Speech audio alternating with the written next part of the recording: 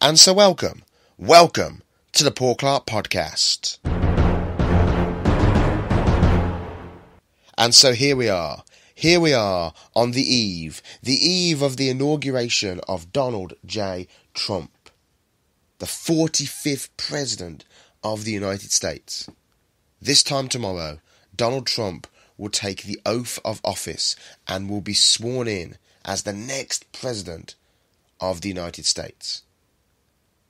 A momentous occasion, an historical moment in our history, when a man took on the establishment, took on the elitists, took on the lying, corrupt mainstream media and won. He won. And tomorrow is his day. Tomorrow he is inaugurated into the office of the White House. But it's not just his day. It's the day of the people. Because I've currently got Fox News on in the background. And they're currently showing a live feed of what's going on in Washington, D.C. right now.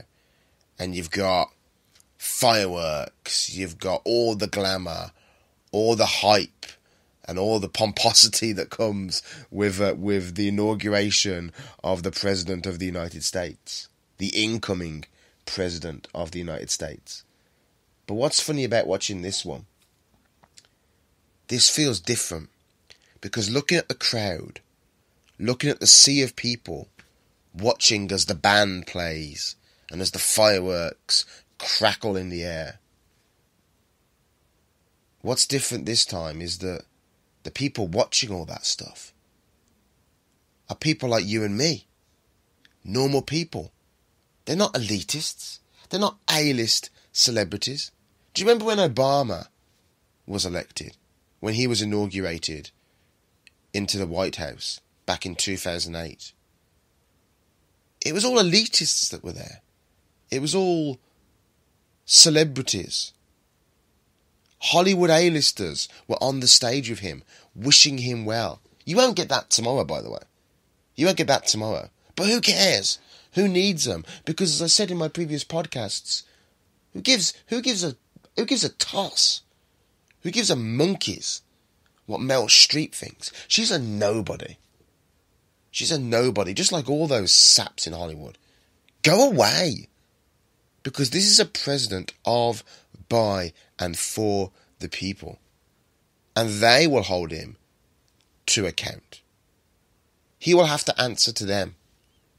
Not to the elitists, not to the special interests, not to the great and good of Hollywood.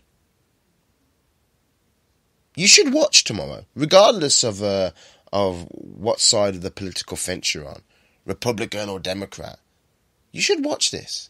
It's interesting. It's interesting to see.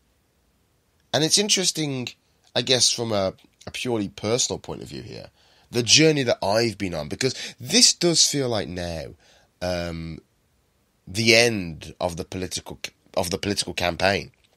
The end of the political campaign that Donald Trump fought so vehemently and so ferociously hard for, and won. And won, as I said, despite everything, despite the overwhelming odds. But it feels like it's the end of a story arc. But the beginning of making America great again.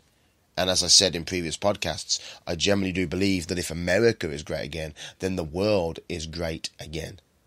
And if he can just do 1/10 of the things that he promised, bringing back those jobs to Ohio, to Pennsylvania, to Michigan, if he can do that, my hope is, my belief is, that it will spread to countries like here, in the United Kingdom, and places like my own hometown, which were once thriving places of industry, that had jobs, that had industry, that supported its people, will come back. That the people in Westminster will realise, hang on, if it works, if it worked in America, maybe it'll work here. Because that's all people want, and all these other things that that muddy the waters, talk of immigration, and talk of division with the different classes in society, working class, middle class, rich. Forget it. It's all nonsense, and pardon my French, but it's all bullshit. It's all bullshit, because all that matters is, all that anyone wants, regardless of your background, regardless of your wealth, regardless of your colour or creed or sexuality, we all have the right to have a job and have money in our pocket. That's all we want. That's all I've ever wanted. I've never wanted to be, like Donald Trump, for example. I've never wanted to be a rich billionaire. I mean, it sounds like, like too much work. I mean, I'd like the fruits that come with that. I'd like, the perks that come with being a billionaire. But I don't think I'd like the work. I don't think I'd like, striving to sustain that lifestyle. But I just want to have money in my pocket. That's all. And maybe I'm a romantic. Maybe I'm a romantic here. But I want to go back to the days when, like your parents will say how you could leave a job on a Monday and by the Friday you'd have a completely different job. You could walk in and out of jobs willy-nilly. You could get a job tomorrow, pretty much, with very little hassle. Doesn't happen now. And the thing is, to sort of say that, it's these small towns that are deprived of jobs and opportunities, and the big cities are flourishing. It's not true. I have friends that live in the big cities that have found it hard. Some of which are highly qualified. Some of my friends have been to university and have really worked hard, and they can't even so much as get a job as a cleaner or stacking shelves in a supermarket because they're overqualified. I don't know how we got to this stage, but I am hoping that it'll be people like Donald Trump and people like Theresa May and this new wave of nationalism. Because it's not a dirty word, by the way, nationalism. I think it's a good thing, nationalism. It's about time we looked inward. And I'm hoping that this new wave of nationalism that Theresa May sort of hinted at in her speech about Brexit this week.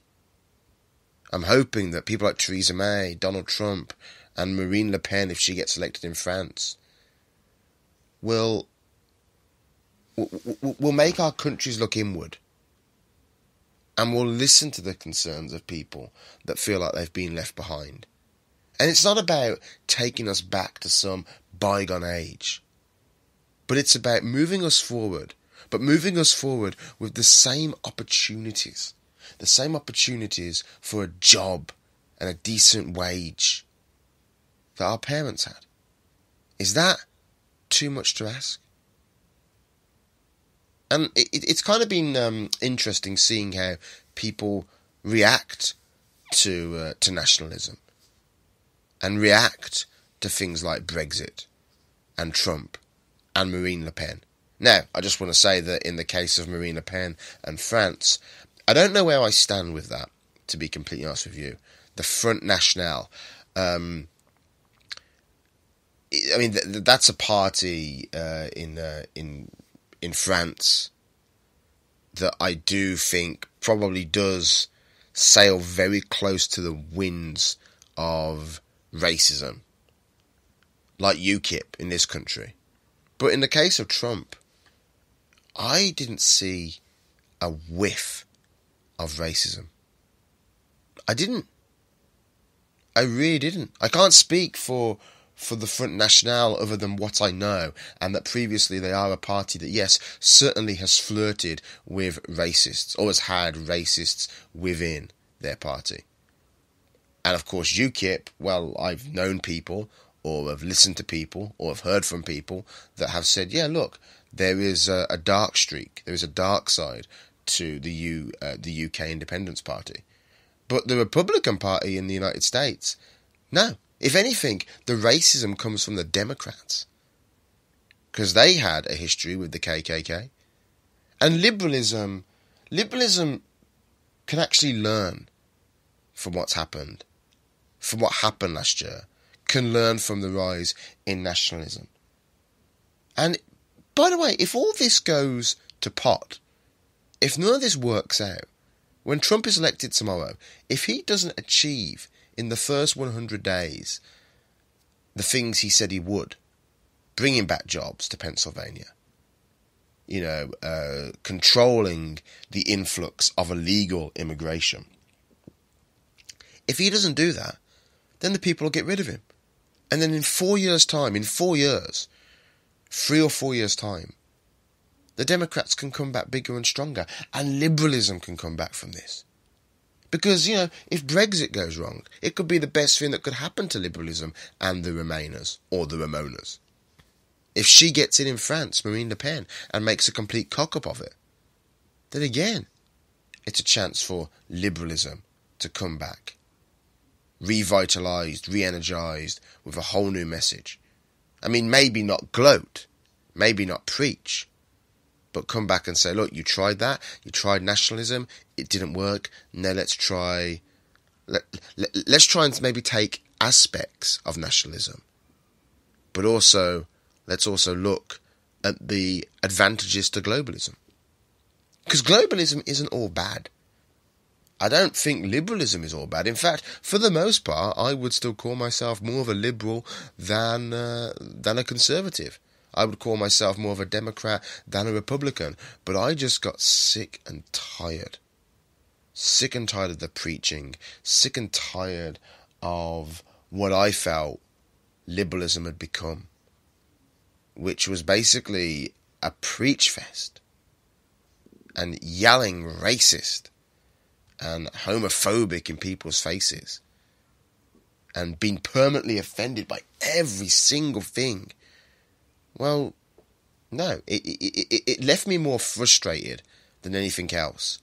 And so when someone like Donald Trump bursts on the scenes, who really doesn't care who he offends, just fires all these insults out there, I'm like, oh yeah, let me have some of that. Seeing the way that particularly the liberal media, lost their minds. Oh, it was a thing of beauty. It was a thing of beauty. I loved it. I love his Twitter ranting. I loved how when obviously he won, you had the protesters, some of which are probably out there tonight in Washington, and probably protesting outside Trump Tower as we speak in New York. But they would have signs that would say, "Not my president," and they would also say, "Love Trump's hate." And I'm like, yeah, I do love Trump's hate. Because I hate you. I hate liberals right now. I hate liberalism. Stupid what it's become. But it's not over. I mean, liberalism can come back from this, but it needs to look at itself. It needs to look inward and discover where it went wrong. And as for this new wave of nationalism, as for conservative right-wing politics, well, let's see. Let's see where the next 5 years of Theresa May in this country takes us. Let's see where the next 4 years of President Trump takes America. But all these things that the media say about, would you trust this man with his finger on the nuclear button? Well, probably not, but I trust him a little bit more than I would Hillary Clinton. So, it's, look, at the end of the day, he's human, and he makes mistakes. And I'm not saying that's a justification for pressing the button, but let's just see what he does. And as for Russia and, in his relationship with Putin, well, to quote the man himself, to quote the next president of the United States, wouldn't it be better if you get along with Russia? Isn't it better if you can at least try to get on with the bully rather than picking a fight and getting involved potentially in another world war? Let's just see where it goes. Let's just give him a chance. Thanks for listening to the Paul Clark Podcast.